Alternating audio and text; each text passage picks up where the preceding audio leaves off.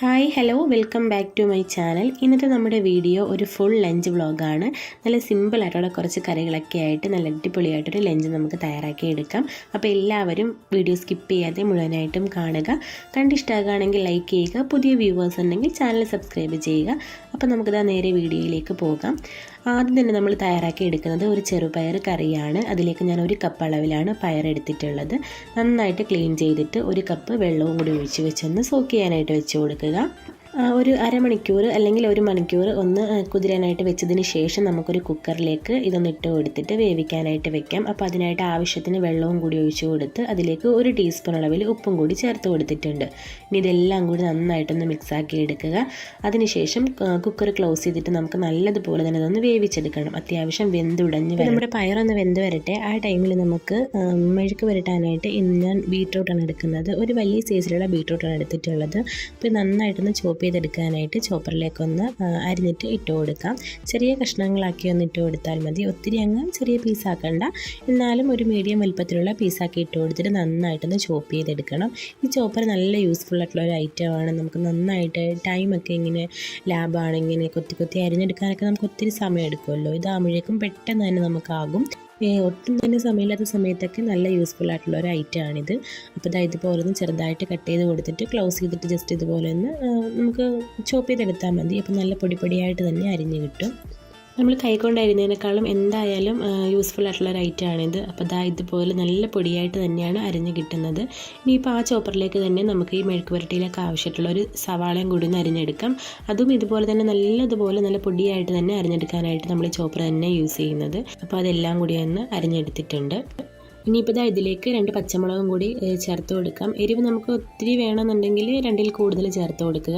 നമുക്ക് കുഞ്ഞുങ്ങൾക്കൊക്കെ കൊടുക്കേണ്ടതായതുകൊണ്ട് തന്നെ ഞാൻ 2 പച്ചമുളക് മാത്രമേ ഇതിലേക്ക് ചേർത്ത് കൊടുക്കുന്നുള്ളൂ.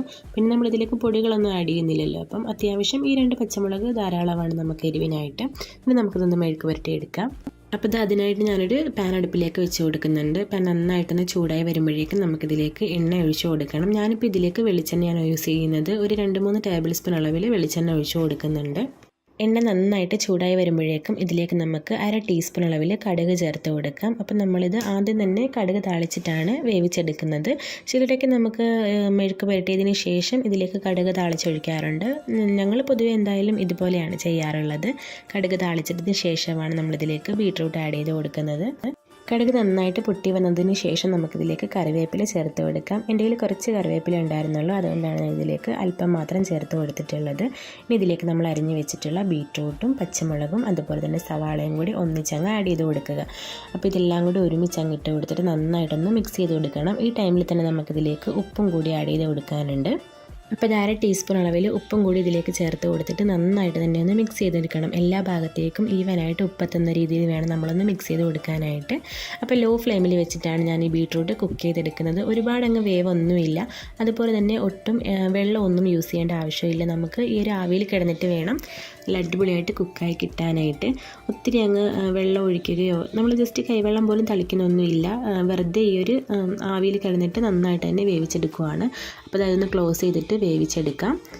ഇനിയിപ്പോൾ അത് അവിടെ ഇരുന്ന് വേവട്ടെ. അപ്പം നമ്മൾ ആദ്യം വേവിക്കാൻ വെച്ചിരുന്ന ആ പയറൊന്ന് വെന്ത് വന്നിട്ടുണ്ട്. അത്യാവശ്യം വെള്ളമൊക്കെ കറക്റ്റായിരുന്നു.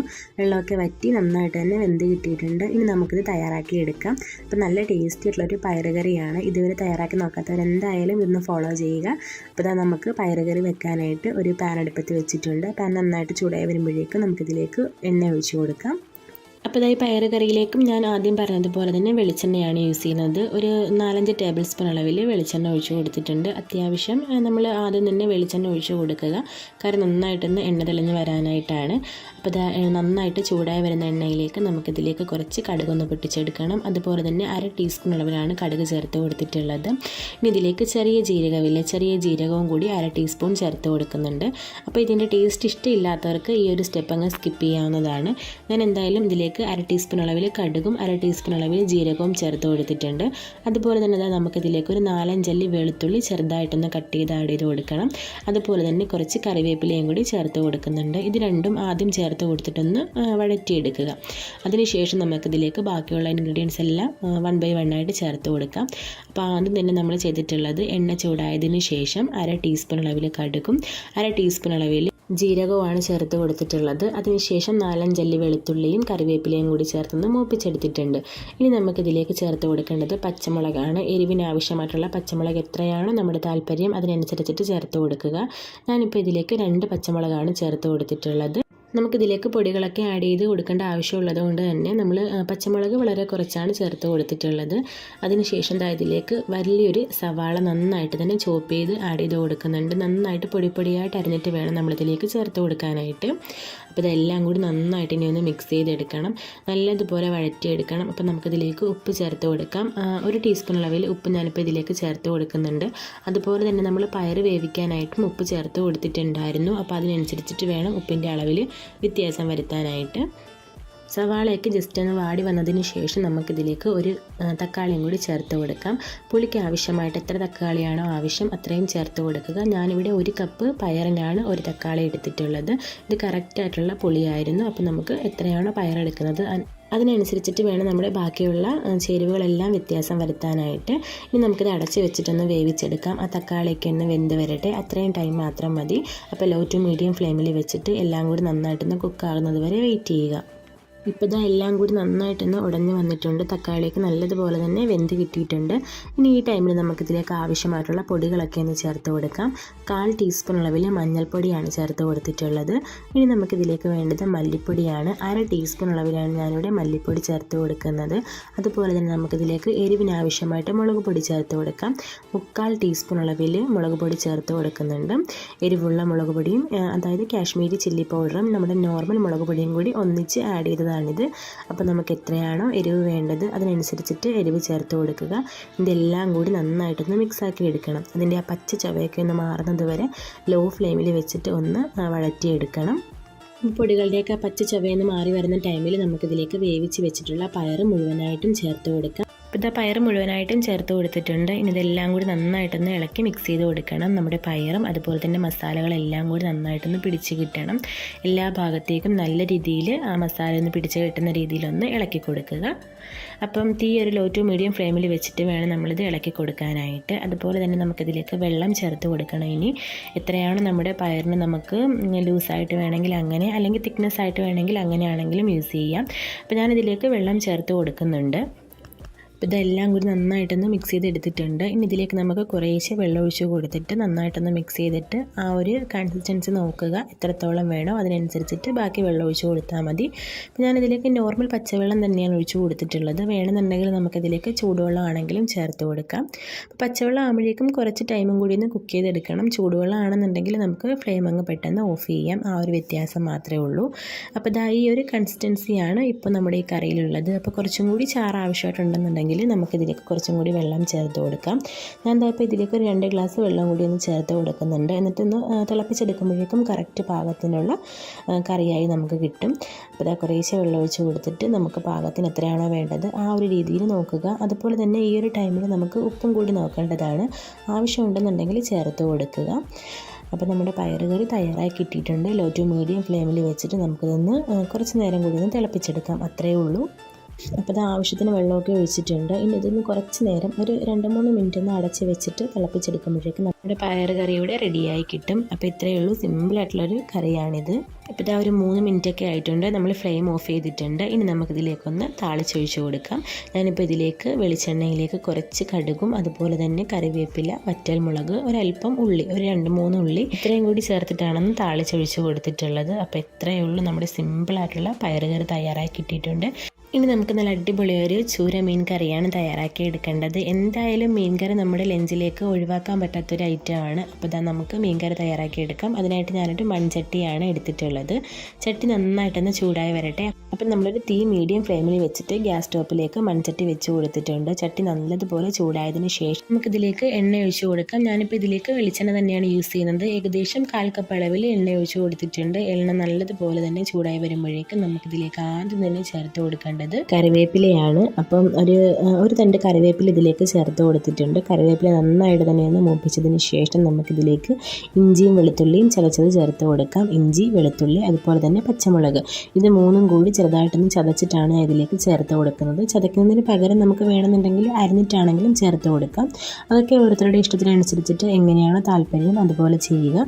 എന്താ ഇപ്പോൾ ഇതുപോലെ ഒന്ന് ചെറുതായിട്ട് ചതച്ചാണ് ഇതിലേക്ക് ചേർത്ത് കൊടുത്തിട്ടുള്ളത്. എന്നിട്ട് എണ്ണയിലേക്ക് നന്നായിട്ട് തന്നെ ഒന്ന് മൂപ്പിച്ചെടുക്കണം.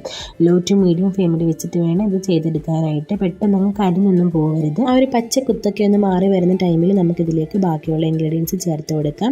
അപ്പോൾ നമ്മളിതിലേക്ക് ആദ്യം തന്നെ എണ്ണ ചൂടായതിന് ശേഷം കറിവേപ്പില ഇട്ട് കൊടുത്തിട്ടുണ്ടായിരുന്നു. അതിനുശേഷം ഇഞ്ചി, വെളുത്തുള്ളി, പച്ചമുളക് ചതച്ചതാണ് ചേർത്ത് കൊടുത്തിട്ടുള്ളത്.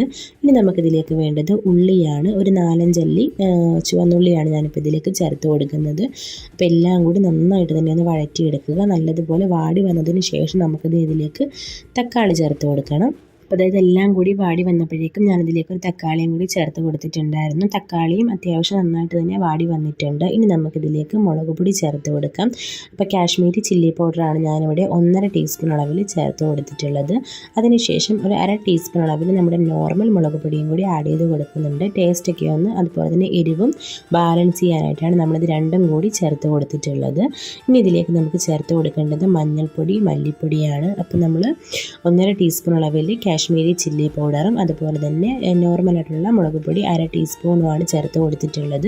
1/4 ടീസ്പൂൺ അളവിലാണ് മഞ്ഞൾപ്പൊടി ചേർത്ത് കൊടുക്കുന്നത്. മഞ്ഞൾപ്പൊടി വളരെ കുറച്ച് മതി. 1/2 ടീസ്പൂൺ അളവിൽ നമുക്കിനി മല്ലിപ്പൊടിയും കൂടി ചേർത്ത് കൊടുക്കാം. 1/2 ടീസ്പൂൺ മുതൽ 3/4 ടീസ്പൂൺ വരെ നമുക്കിതിലേക്ക് മല്ലിപ്പൊടി ചേർത്ത് കൊടുക്കാവുന്നതാണ്. നമ്മുടെ കറിയിലേക്ക് എത്രത്തോളം കുറുകിയ ചാറ് ആവശ്യമായിട്ടുണ്ടോ അത്രത്തോളം നമ്മൾ മല്ലിപ്പൊടിയാണ് ചേർത്ത് കൊടുക്കേണ്ടത്. അപ്പോൾ ഞാൻ ഇതിലേക്ക് 1/2 ടീസ്പൂൺ മാത്രമാണ് മല്ലിപ്പൊടി ചേർത്ത് കൊടുത്തിട്ടുള്ളത്.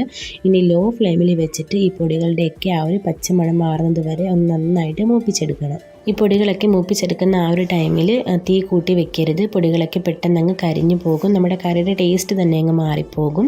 അപ്പോൾ ഇതെല്ലാം കൂടി നന്നായിട്ടൊന്ന് മൂപ്പിച്ചെടുത്തിട്ടുണ്ട്. നല്ലൊരു ഡാർക്ക് കളറായി വരുമ്പോഴേക്കും നമുക്കിതിലേക്ക് ഇനി വെള്ളം ചേർത്ത് കൊടുക്കാം. നമ്മുടെ കറിയിലേക്ക് എത്രത്തോളം വെള്ളം ആവശ്യമായിട്ടുണ്ടോ അത്രത്തോളം വെള്ളം നമ്മളിതിലേക്ക് ചേർത്ത് കൊടുക്കുക. ഞാൻ എന്താ ഇപ്പോൾ ഇതിലേക്ക് 1 കപ്പ് അളവിലാണ് വെള്ളം ചേർത്ത് കൊടുക്കുന്നത്. നോർമൽ പച്ചവെള്ളമാണ് നമ്മളിതിലേക്ക് ചേർത്ത് കൊടുത്തിട്ടുള്ളത്. വെള്ളം ചേർത്ത് കൊടുത്തതിന് ശേഷം നന്നായിട്ട് തന്നെ ഒന്ന് ഇളക്കി മിക്സ് ചെയ്ത് കൊടുക്കണം. ആ കട്ട പോലെ കിടക്കുന്ന നമ്മുടെ പൊടികളൊക്കെ നന്നായിട്ടൊന്ന് ഉതിർന്ന് കിട്ടണം. അപ്പോൾ നന്നായിട്ട് തന്നെ ഒന്ന് ഇളക്കി മിക്സ് ചെയ്ത് കൊടുക്കുക. നല്ലതുപോലെ ഇളക്കി മിക്സ് ആക്കിയതിന് ശേഷം നമുക്കിതിലേക്ക് ഉപ്പും പുളിയും എല്ലാം ചേർത്ത് കൊടുക്കാനുണ്ട്. അപ്പോൾ അത് നന്നായിട്ട് തന്നെ മിക്സ് ചെയ്ത് കൊടുത്തിട്ടുണ്ട്. അപ്പോൾ ഇതെല്ലാം കൂടി മിക്സ് ആക്കിയതിന് ശേഷം ഇതിലേക്ക് ഉപ്പ് ചേർത്ത് കൊടുക്കാം. 1 ടീസ്പൂൺ അളവിലാണ് ഞാനിപ്പോൾ ഇതിലേക്ക് ഉപ്പ് ചേർത്ത് കൊടുത്തിട്ടുള്ളത്. ഉപ്പും കൂടി ചേർത്ത് കൊടുത്തിട്ട് വീണ്ടും നല്ലതുപോലെ ഒന്ന് ഇളക്കി മിക്സ് ചെയ്ത് കൊടുക്കുക. ഇനിയിപ്പോൾ നമുക്കിതിലേക്ക് ആവശ്യത്തിനുള്ള പുളി ചേർത്ത് കൊടുക്കാം. നമ്മുടെ കറിയിലേക്ക് ആവശ്യമായിട്ടുള്ള പുളി എത്രയാണോ വേണ്ടത് അത്രയും ചേർത്ത് കൊടുക്കുക. എന്നിട്ട് വീണ്ടും ഒന്നും കൂടി ഒന്ന് മിക്സ് ചെയ്തതിന് ശേഷം ഹൈ ഫ്ലെയിമിൽ വെച്ചിട്ട് നല്ലതുപോലെ തന്നെ തിളപ്പിച്ചെടുക്കണം. അപ്പോൾ ഇതാ ഒരു 2-3 മിനിറ്റൊക്കെ ആകുമ്പോഴേക്കും നന്നായിട്ട് തന്നെ തിളച്ച് വന്നിട്ടുണ്ടാകും. ഇനി ഈ ടൈമിൽ വേണം നമ്മളിതിലേക്ക് മീൻ കഷ്ണങ്ങൾ ചേർത്ത് കൊടുക്കാനായിട്ട്. അപ്പോൾ ഉപ്പും പുളിയും എല്ലാം ചേർത്തതിന് ശേഷം നല്ലതുപോലെ തിള വന്നത് കഴിയുമ്പോഴേക്കും നമുക്കിതിലേക്ക് ക്ലീൻ ചെയ്ത് വെച്ചിട്ടുള്ള മീൻ ചേർത്ത് കൊടുക്കാം. ഞാനിപ്പോൾ ഇന്ന് ചൂരയാണ് മീൻ കറിയിലേക്ക് എടുത്തിട്ടുള്ളത്. അപ്പോൾ ഇതാ ക്ലീൻ ചെയ്ത് വെച്ചിട്ടുള്ള ചൂര കഷ്ണങ്ങൾ ഓരോന്നായിട്ട് നമുക്കിതിലേക്ക് ചേർത്ത് കൊടുത്തിട്ട് നല്ലതുപോലെ തന്നെ ഒന്ന് ഇളക്കി മിക്സ് ചെയ്ത് കൊടുക്കുക. എന്നിട്ട് വീണ്ടും അടച്ച് വെച്ചിട്ട് കുറച്ചധികം നേരം ഒന്ന് കുക്ക് ചെയ്തെടുക്കുക. അപ്പം മീൻ കഷ്ണങ്ങൾ ചേർത്ത് കൊടുത്തതിന് ശേഷം ലോ ടു മീഡിയം ഫ്ലെയിമിൽ വെച്ചിട്ടൊന്ന് കുക്ക് ചെയ്തെടുത്താൽ മതി. ഇല്ലെങ്കിൽ നമ്മുടെ ചാറങ്ങ് പെട്ടെന്ന് വറ്റിപ്പോകും, മീൻ കഷ്ണങ്ങൾ വേഗത്തുമില്ല. അപ്പം മീൻ ചേർത്തതിന് ശേഷം ലോ ടു മീഡിയം ഫ്ലെയിമിൽ വെച്ചിട്ട് നന്നായിട്ട് തന്നെ നമ്മുടെ മീൻ കറിയിൽ നിന്ന് തിളപ്പിച്ചെടുക്കണം. അപ്പോൾ ഇതാ കുറച്ചധികം ടൈമൊക്കെ ആകുമ്പോഴേക്കും നമ്മുടെ കറിയിലേക്ക് എണ്ണയൊക്കെ ഇങ്ങനെ തെളിഞ്ഞ് വന്നിട്ടുണ്ടാകും. നല്ല അടിപൊളിയായിട്ടുള്ള മീൻ കറി സൂപ്പറായിട്ട് തന്നെ തയ്യാറായി കിട്ടിയിട്ടുണ്ട്. അപ്പം നമുക്കിനി ഇതിലേക്കൊന്ന് താളിച്ചൊഴിച്ച് കൊടുക്കണം. അത്രയും കൂടിയേ ഉള്ളൂ. അപ്പോൾ ഇതാ താളിച്ചൊഴിക്കുന്നതിന് മുന്നേ നമ്മൾ ഫ്ലെയിം ഓഫ് ചെയ്തിട്ട് വേണം താളിച്ചൊഴിച്ച് കൊടുക്കാനായിട്ട്. അപ്പം കുറച്ചധികം നേരം ഇതുപോലെ ഒന്ന് കുക്ക് ചെയ്തെടുക്കുക. മീനൊക്കെ നന്നായിട്ട് വെന്തതിന് ശേഷം മാത്രം ഇതൊന്ന് ഫ്ലെയിം ഓഫ് ചെയ്യുക.